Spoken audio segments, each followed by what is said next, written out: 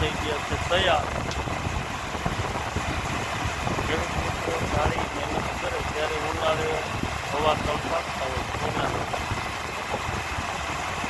ત્યારે ખેડૂતની આશા હોય કે અત્યારે ઉનાળે ક્યાંય કાંઈ ન હોય ને મોલ તૈયાર કરી તો સારા ભાવ મળે. પણ અમુક લોકો નથી ચાહતા કે ખેડૂતને ભાવ મળે.